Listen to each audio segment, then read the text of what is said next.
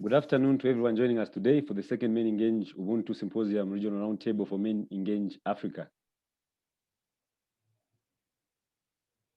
Good afternoon again to those who have just joined us for this MenEngage Ubuntu Symposium Regional Roundtable for Africa. My name is Untlame Tsaraliru from Botswana, a member country of MenEngage Africa. And I am Chupa Kavaso from Zambia, also a member country of MenEngage Africa.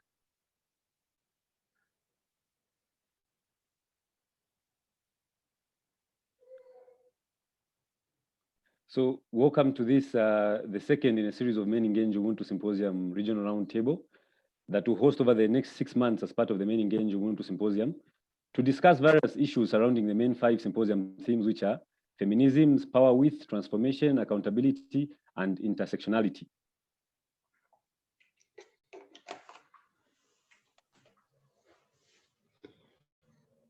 So before we introduce to you our panelists for today's roundtable, please note that this session will be recorded and the link will be made available for online viewing. And second, we would also like to mention that Ubuntu Symposium would not be possible without generous funding from CEDA Global, our main partner at MenEngage Africa. And lastly, we have announced these sessions on social media and would like to ask you to forward or retweet the social media cards for the MenEngage Ubuntu Regional Roundtable.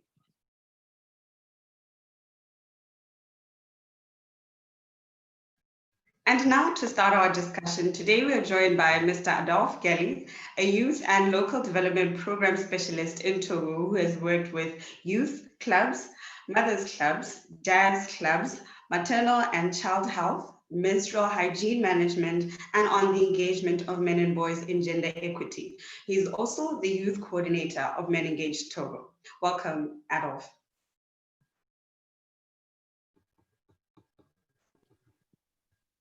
Okay, we're also joined by Ms. Abenia Kwangarai, a human rights activist working for Rainbow Identity Association, RIA, an NGO that advocates for the human rights of transgender and intersex people. She's also the outgoing chairperson of the MenEngage Africa Youth. Hello. We're also joined by Mr. Fonge, who is the founder of Vision Care in Action, a community-based organization dedicated to empowering adolescents on sexual and reproductive health through information and skills training to make informed choices.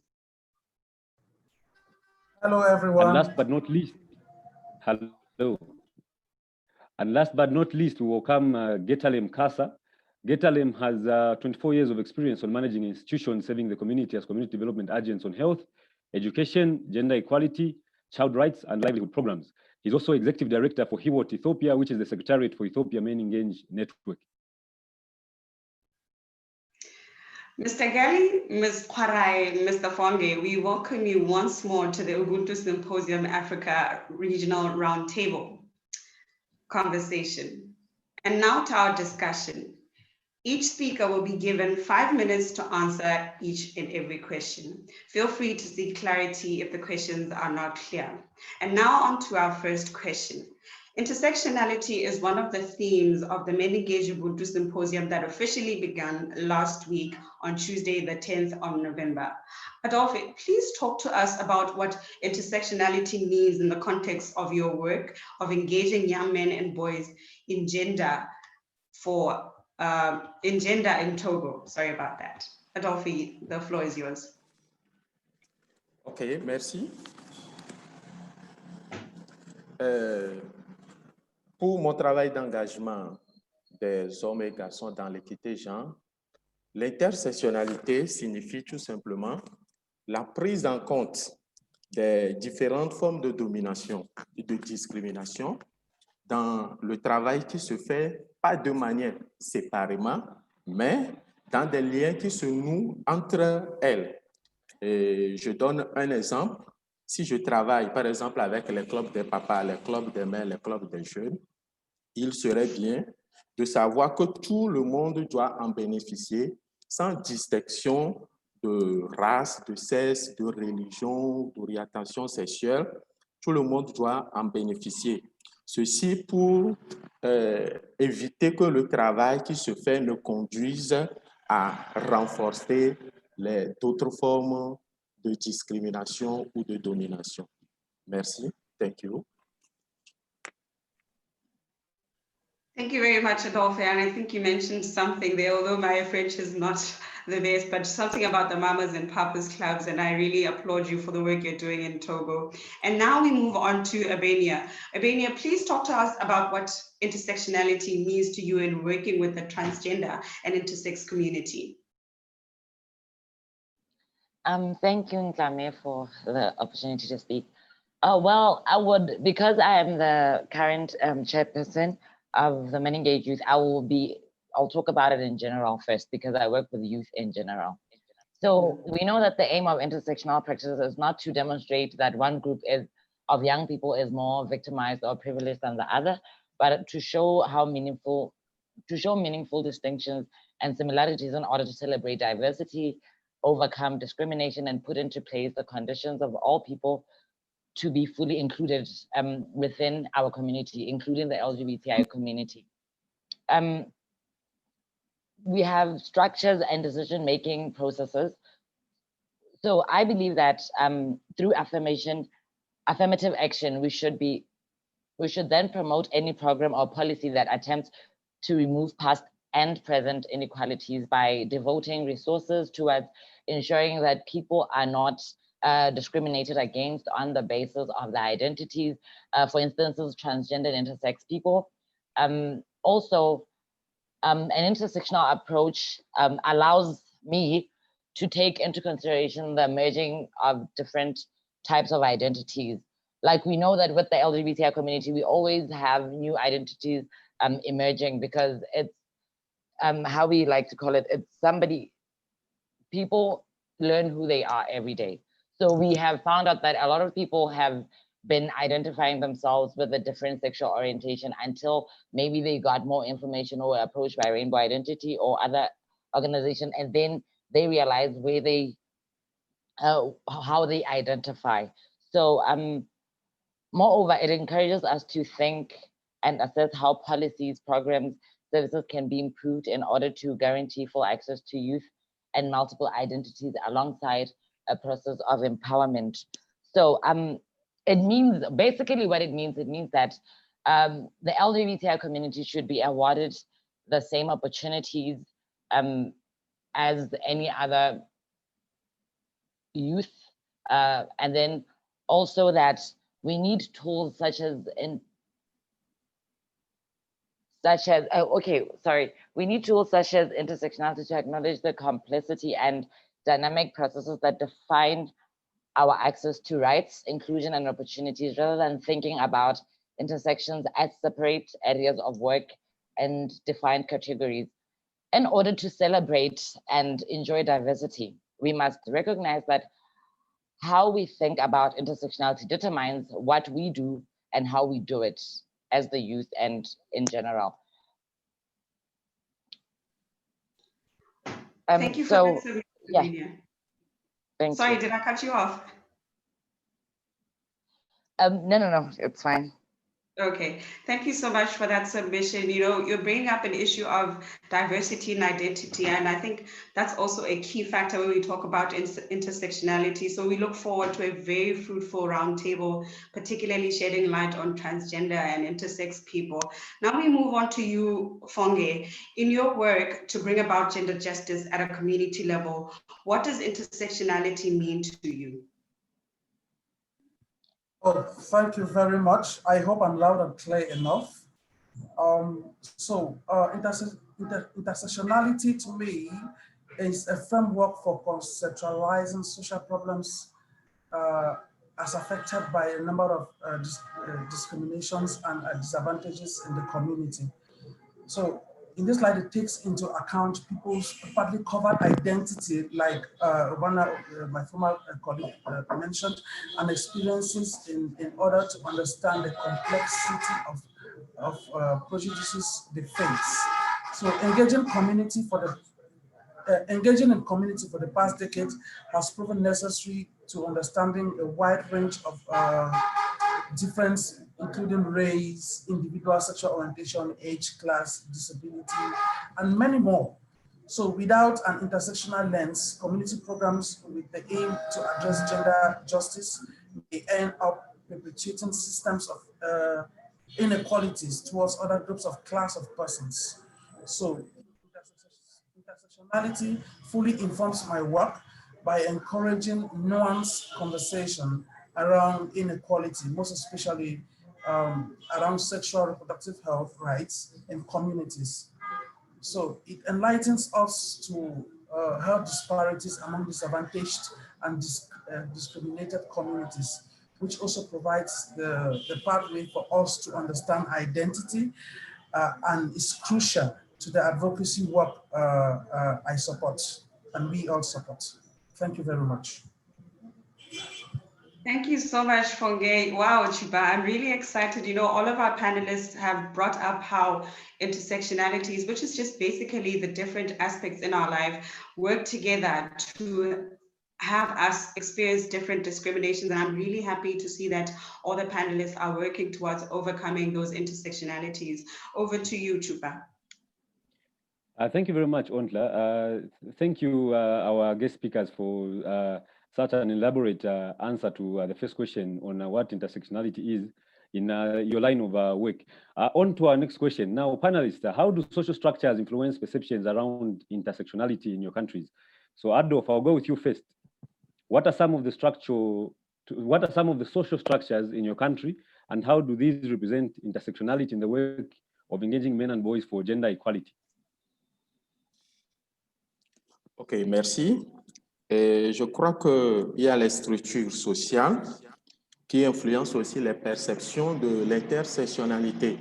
Si je prends par exemple la religion ou bien la culture, et selon la religion ou la culture de l'individu, il peut être d'accord sur un aspect ou pas de l'intersectionnalité, puisque l'intersectionnalité, c'est un bloc, c'est un ensemble et on cherche l'intersection entre toutes les formes de discrimination qui sont là. Et toutes ces formes de discrimination ne sont pas validées par chaque individu selon la religion ou bien la culture que la personne a eue. Donc, il y a ces influences qui sont là, qui interfèrent aussi dans le travail de l'intersectionnalité. Merci. Merci. Thank you very much, Adolf. Abenia, on to you now. The same question that I asked Adolf. How do social structures influence perceptions around intersectionality in your country? As we all know, thank you so much.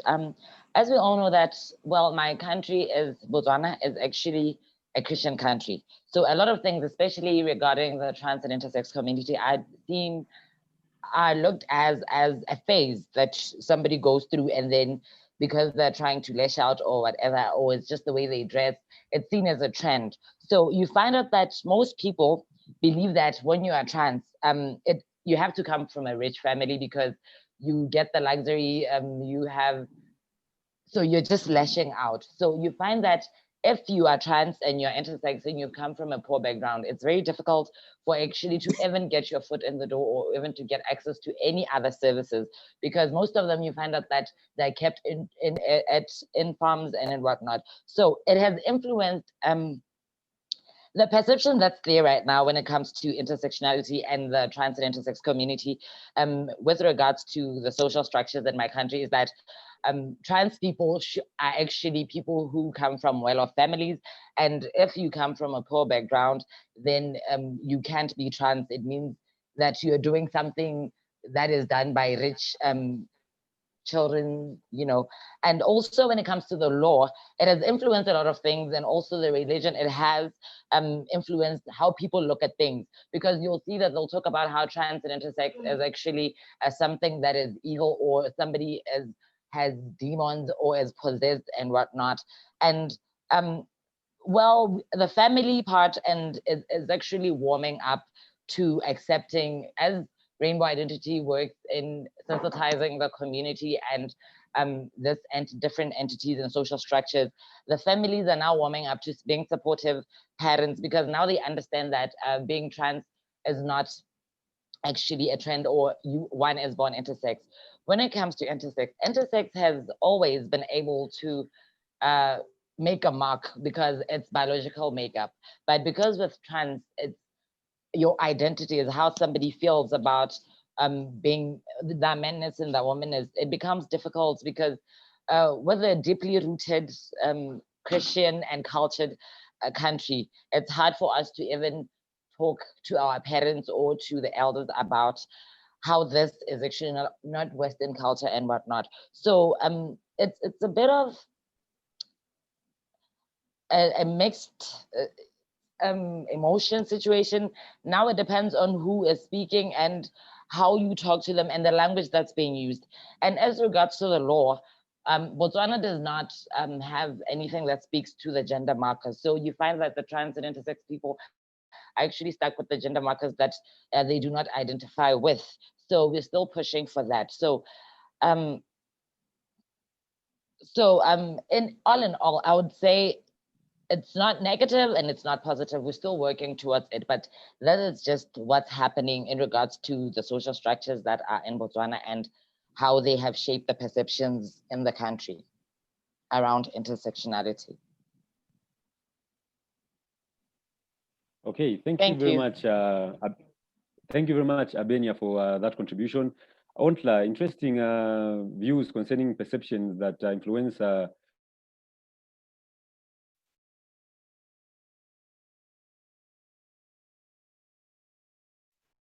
Hi, Shupa, are you still there? Right, I think we just lost him, but I guess it's been an interesting round, particularly for question 2. I think the spotlight now goes on to the social structures that we need to work with as we try and make sure that we achieve gender equality in our communities. And now on to the third question, but in case you've just joined us, this is the Ubuntu Symposium Roundtable discussion on work with men and boys for gender equality and how intersectionality of gender issues is dealt with. So now on to our next question. When we say we work in an intersectional way, what does intersectional approach mean to working with men and boys? What does it look like, or what has it looked like? Fonke, I'll take you first.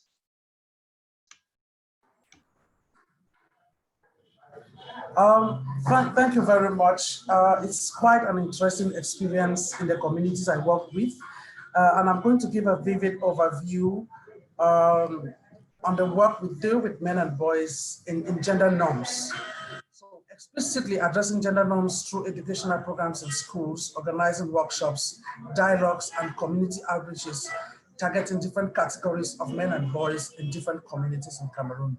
So through the programs, on gender transformative.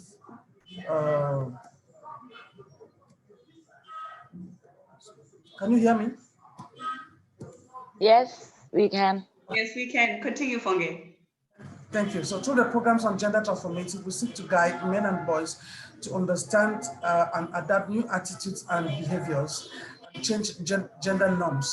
So it has been one of the most effective approach to programming that we have had, based on even reports and research. So gender norm transformation includes works on, I'll give an example of masculinities, such as helping men and boys to reflect on how their conceptions of masculinity and thus their lives are influenced by unequal gender norms that encourages men and boys to move from harmful practices to a positive definition of what it means to be a man, such as being involved in caregiving, in quote, and other domestic work.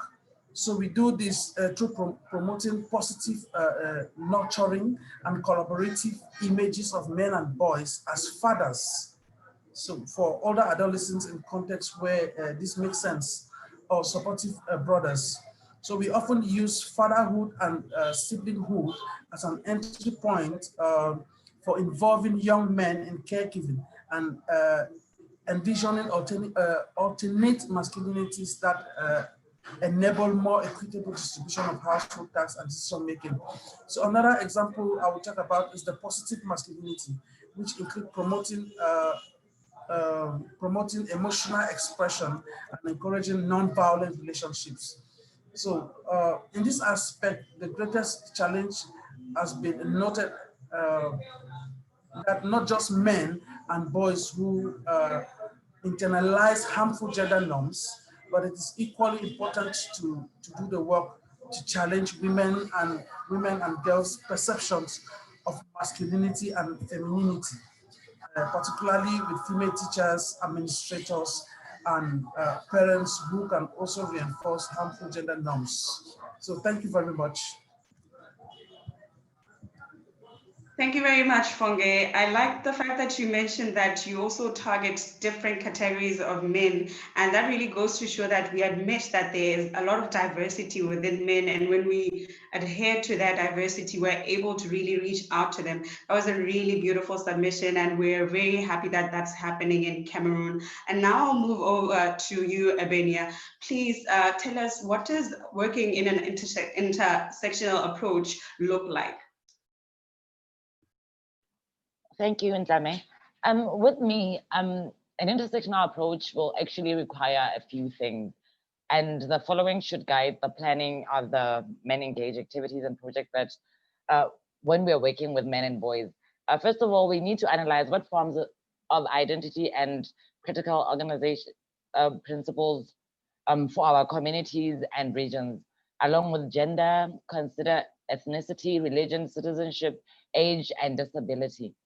So we also need to identify who are the most marginalized men and boys. For example, thinking from the top of my head, we'll look at the ones who are from poor backgrounds. We know how it is very difficult as a man or as a boy to come from, to not be able. We have this perception that men are supposed to be the caregivers and also the head of the families. So you find that these things, are some of the things that affect men. So we need to be able to see who are this, identify these men that are being marginalized and see how to help them. Because when dealing with issues like gender-based violence, most of the time we deal with the victims and everything, but we never deal with the root cause. I think if we were to identify from a very early age or stage who are the men and boys who are marginalized, and also how to help them get the psychosocial support and other things, would actually be able to deal with GBV before it actually comes out of control. And also we need to assess which social and educational programs are available to different groups of men and boys in our communities, to pinpoint who is subject to access restrictions along with limited opportunities within the organizational structures and practices. And also we need to understand which men and boys are affected by lower visibility and by low levels of public representations. Because when we talk about men and boys and intersectionality and diversity, we also talk about trans men. Are trans men and represented equally when it comes to politics, when it comes to, for example, Ubuntu Symposium and other platforms? Are they equally represented like any other person? Because when you look at dealing with trans and intersex men, it's very difficult because they are not allowed in spaces where men are allowed. They are not allowed in those spaces because they're still, as much as people and the law may come to a point where they see that they accept them and they understand that they're men, but there are so many red tapes when they want to access those services. There are some, for example, when it comes to getting jobs in a field where men are dominant, they may be turned away or because they are not men enough. So we need to, this is what it looks like to me when I work with trans men most of the time, that they are men until somebody says they're not men enough, or the community or this social structures we were talking about earlier say that you are men. Yes, we understand that's your identity and we respect it, but then you are not men enough to do 1, 2, 3. So we need to look at those things, and also we need to implement and improve practices that address the needs of trans men and boys with intersectional identities. And yes, and our structures that we were talking about earlier. Thank you. Thank you very much, Abenia. You're bringing up a very awesome point there on the need to not leave anyone behind. And I think that's really central to the work that we do. So Adolf, can you please finish off this question for us?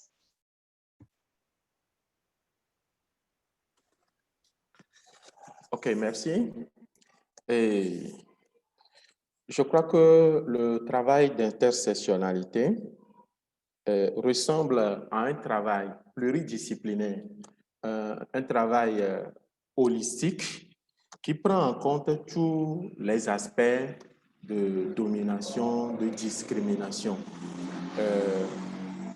Si on rentre dans une communauté, et on doit prendre en compte tous ces aspects-là, les classes d'âge, que ce soit le handicap, l'âge, l'origine ethnique, l'orientation sexuelle, etc.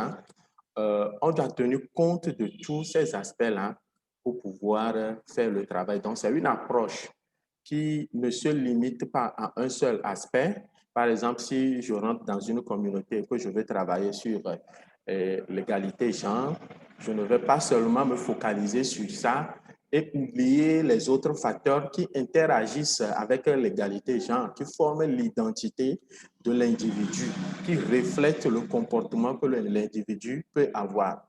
Mais si on prend en compte tous ces aspects dans le travail d'égalité genre, ça nous permettra d'avoir plus de résultats. Donc, c'est un travail qui ne se limite pas seulement sur une branche de domination, mais c'est un travail qui va au-delà d'une branche de domination, qui concilie pratiquement toutes les autres branches de domination, discrimination, pour trouver l'intersection de tout ça là qui forme l'individu, qui forme l'identité de l'individu, et on va agir sur ça pour avoir de meilleurs résultats. Merci. Thank you very much, Adolf. Chupa, welcome back. So basically what our panelists were saying in this round, they were telling us that it's really, really important to profile men, to really get to know the different categories that exist, and also use different entry points in the societal level, in the political level, and also in the legal level. So we wanted to also announce that two of our panelists are not able to join us via video due to low connectivity areas, but we believe that the audio that they're providing will be of very great importance to you. Over to you, Chupa.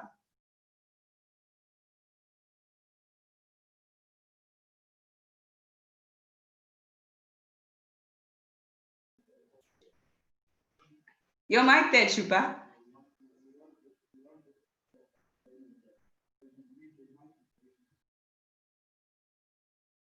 You heard me, right? Hello? Yeah, your mic was off for some time there. Technology issues, yeah. I'm back now. So as I was saying, it's great guest speakers have given in terms of how they're working in terms of intersectional. So panelists, social power and inequalities are all around us. How have your advocacy programs been able to with intersectionality of these issues? Previously mentioned in answering the previous three questions that we asked. I'll go with you first, Abenia. Thank you so much, Chipa. And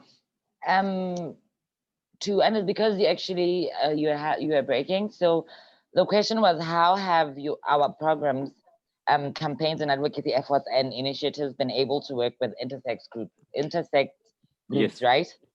Okay. Well, we had a way of doing things because with rainbow identity, our advocacy is basically we do social outreaches and we also do sensitization. We also do we have IEC material. We really work with a lot of IEC material. But one thing, the gap that was there when working with intersex groups was that the language that we're using, because now we had moved from only working with the trans and intersex community to working with the Khosi, those are chiefs or community leaders. And you find that most of them are not really familiar with English, and they understand our local language more, Setswana. So we started making sure that our IC material was also inclusive, so that anybody who doesn't understand English can have an option of reading in our mother language. So we also now went on from expecting the trans and intersex community to be the ones to speak for themselves when it comes to mobilizing their family members and making them understand, in the sense that now we started having social support groups. We started having support groups for families who have trans and intersex children, and also support groups for religious leaders or people who very religious, like Christians, because we are trying to bridge the gaps of that were there, because our main concern when it comes to converting the unconverted, like sensitizing those who are not religious leaders, because we know what religion says about trans and intersex or LGBTI community, and how it has been put to what it means to people out there. So we also are creating platforms because like I was saying earlier, how the trans men in other platforms, that being told that they're not men enough to be able to step into those platforms. As a Rainbow Identity, working with MenEngage Botswana, we are now starting to create spaces for the trans and intersex communities to say that, okay, we will have our own men's talk, and we will invite those men out there to come and speak to the trans men. So because the trans men cannot access those spaces, we will bring the spaces to them. And we're also doing the same with trans women, like we're having women's talk. We find a way to, when the international days, like today, it's the international, today is actually International Men's Day. We find ways in which we can relate it, or it can mean something to the trans and intersex communities and other communities that we work with. We always try to shape whatever is there to fit the trans and intersex communities. So what I'm trying to say is that with our advocacies and campaigns, we are trying to create spaces and safe spaces for the community that we are serving, for our beneficiaries, which are the trans and intersex communities and the allies that we have. Thank you. Thank you very much for that response, Abenia. Fonge, on to you. Kindly share with us how your advocacy programs have been able to deal with intersectionality in your country. Oh, thank you, Chupa. It becomes difficult to identify issues of social power and inequalities that does not also have gender repercussions for men, I must admit. Where an issue is gendered, it affects both sexes, even if the needs and perspectives of each sex are different. So we cannot assume that furthering women, for example, we cannot assume that furthering women's right automatically entails a negative outcome for men. So to the contrary, the pursuit of gender equality for women must go hand in hand with equality for men, giving women more opportunity to, in quote, act like men, for example, pursuing intensive careers in male-dominated areas. Cannot work unless men also have the opportunity to act like women, for example, by becoming more invested in the domestic sphere. So men's greater implications in female-dominated aspects of life is as essential for overcoming patriarchy as women's access to male-dominated aspects. So far from being a game of women's rights, come from the expense of male privileges. So we advance gender equality that can offer advantages for both. So leveling the playing ground is mutually beneficial when it affects men and the opportunity to access roles that have previously been seen as women's stuff. So it would be overly optimistic to assume that all or even most men are keen to step into women's shoes, although this may change as the stigma of men doing women's work disappears currently. But breaking down and transgender rules would be advantageous when it affects when it affords men the opportunity to engage in activities which can be very rewarding. So it is therefore unfortunate that such public advocacy for men's rights does not exist even in framed and deep work that we do. So thank you very much. Thank you. You talk about something very important, Fong. You talked about this stigmatization of those men that are working for gender equality or for women's rights. Kindly share with us some of the stigma associated with men working in such a profession or such an area.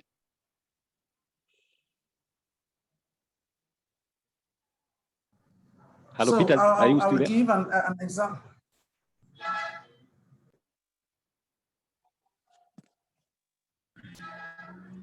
Hello, can you hear me? Yes, we can. Okay, thank you very much. I'll give a clear example of men that actually do work in the area of nurses in the hospital or like midwives in the hospital. So there's a huge stigmatization around that area. Is that clear?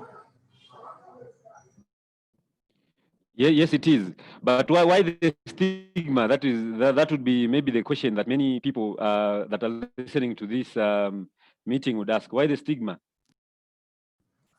So it is all about perception, the gender rules that have been assigned from birth, from our community, from our policies, from our social interactions, from all of these norms that we've placed around defining who is supposed to do what, not allowing you to define yourself, but actually letting the community define what you're supposed to do and how you're supposed to do it.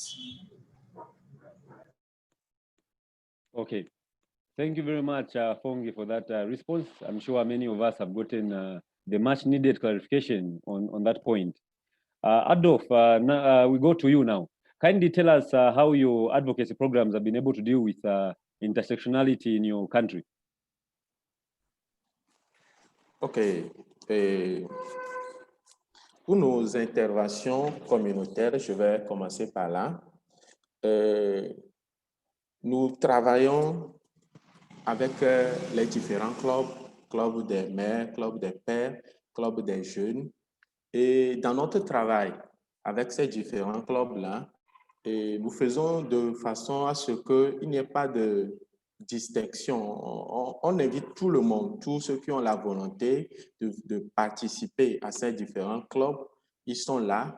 Et dans nos différents clubs-là, on a les pasteurs, on a les gens de plusieurs ethnies, et les langues qui diffèrent. Donc, ils viennent ensemble et on travaille. Et nous commençons par des thèmes qui unissent tout le monde, des thèmes qui ne sont pas trop sensibles, et pour montrer l'importance de travailler ensemble, l'importance d'être ensemble, l'importance de considérer tout le monde, et nous travaillons avec eux. Donc, c'est une manière d'aborder aussi le travail de manière holistique avec eux. Et pour des questions sensibles, nous utilisons aussi une stratégie. Et nous travaillons d'abord avec les clubs des mères séparément. Nous travaillons aussi avec les clubs des papas séparément dans un premier temps. Et après, parce que ce sont, pour l'égalité genre, on touche des questions qui concernent aussi le partage de pouvoir. Et si on les met ensemble, tout de suite, ça peut dégénérer. Donc, nous travaillons chaque catégorie, les hommes et les femmes, par des séances d'auto-réflexion. Et après, maintenant qu'on voit qu'il y a une bonne compréhension au niveau des femmes comme au niveau des hommes, nous les mettons ensemble et on organise les groupes Miss. Donc, dans ces groupes Miss-là, maintenant, on peut traiter plus ou moins des questions sensibles sur le partage de pouvoir, d'autant plus que des travaux ont été déjà faits en amont. Donc, ce qui permet à tout un chacun de ne pas prendre l'intersectionnalité comme un mal, mais de voir l'avantage de l'intersectionnalité et d'accepter à être ensemble, à concilier les besoins pour qu'il y ait un meilleur, que dans nos familles, pour que tout marche bien, que la balance ne soit pas penchée d'un autre côté en termes de privilèges, de partage de pouvoir, mais qu'on puisse avoir l'égalité. Oui, c'est vraiment important. Merci. Thank you very much, Adolf. Onta, what's your takeaway message from this fourth question that we just had? Thank you. I think it's just to applaud all the panelists that they're doing really great work in terms of advocacy. I enjoy also listening to issues of how they're engaging these men to also be a part of the change. So we really are inspired, and we hope that through a platform like this symposium, other countries will follow suit and improve their implementations. Indeed, I think for me, what I get is having interventions that involve as many people as possible, not leaving anyone behind, whether it is the women or the men. Adolf talked about the mamas and the papas clubs, meaning them coexisting to be able to achieve and effect the necessary needed change. Over to you for the last question now, Onta. Thank you, Shuba. So just before we end this roundtable, panelists, I would like to ask each and every one of you for a closing comment on what you think is going to take for Africa to achieve gender equality. What is it going to take for Africa to achieve gender equality? I will start with you, Adolphe. OK. Alors, merci. Et je crois que l'Afrique a vraiment besoin d'un changement de mentalité. Et je crois que le thème de Ubuntu nous dit beaucoup de choses. Je suis parce que tu es la solidarité et la volonté de faire du bien à l'autre, l'humanité envers les autres. Parce que si l'autre se sent bien dans sa peau, il peut aussi me mettre à l'aise. Mais si nous comprenons qu'il y a l'interaction là entre nous, que je suis parce que l'autre est, et que ce que je suis dépend de l'autre, il y a l'interdépendance là, nous devons comprendre que nous devons essayer de partager les avantages, les pouvoirs de manière équitable pour qu'il y ait un équilibre. Si nous avons l'équilibre là, ça va faire marcher tout. Mais quand la balance se penche d'un autre côté, l'autre qui souffre aura aussi d'impact sur toi forcément. Ce n'est pas parce que toi, tu es en haut, tu te trouves bien. Non, c'est faux. Mais s'il y a l'égalité, nous allons pouvoir vivre mieux ensemble. Donc, je crois que nous devons partager les mêmes opportunités et le thème Ubuntu nous dit beaucoup de choses. Merci. Thank you, Adolphe. I like the fact that you keep on mentioning Ubuntu, and that's the reason why we're here today. And you also mentioned, unity, and I like that, these are coming up in your submission, and I'm really excited for what Africa is going to look like in the next years. And now over to you, Fonge. Thank you very much. So I would like to talk about just like us know that intersectionality is a very powerful mechanism for building a coalition across our continent. And for this purpose of confronting and combating the interlocking systems of power that shape structures for equality. So using this, we've talked about a lot about the theoretical part and the empirical knowledge production of intersectionality, integrating them with activism, advocacy, and reflexive pedagogy in schools and other communities. So intersectionality should help us focus on on the root causes of vulnerability that sustain gender inequality and social exclusion, such as restrictive sociocultural norms, unequal power relations, and disempowering system.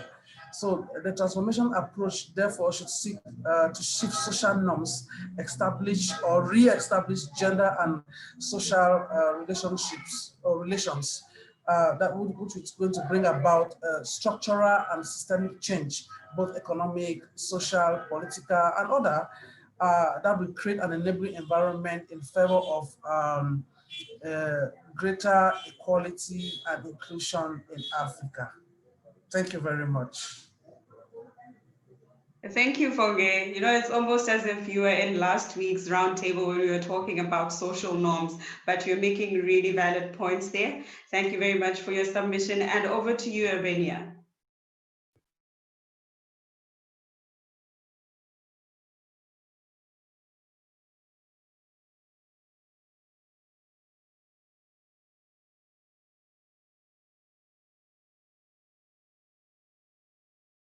Chupa, I think we might have lost Albania there. Maybe you can come in. Oh, sorry.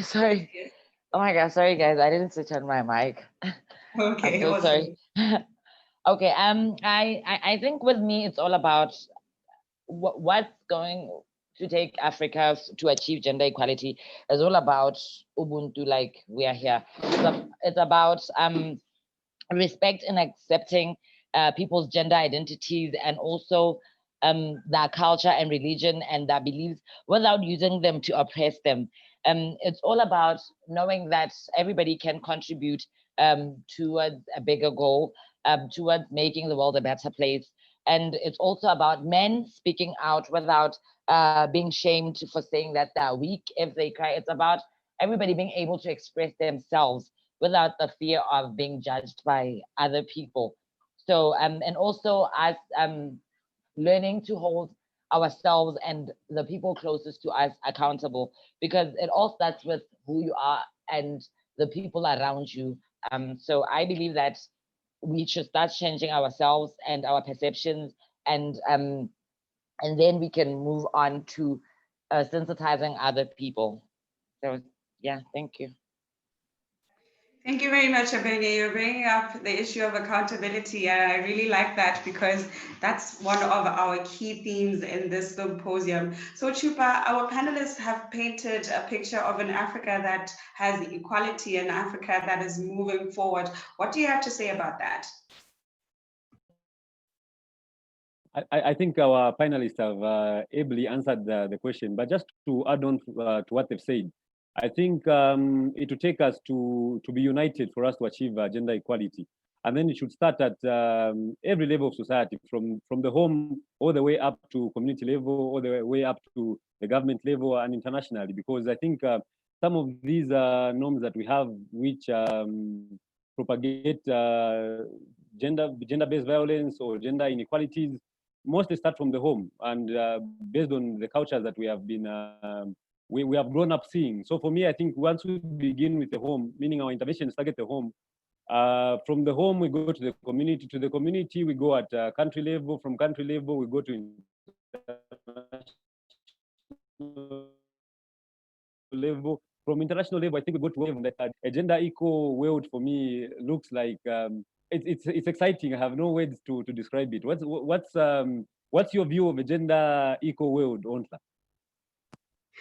I just want to be there to see it. That's all I can say, to experience it fully and take it in.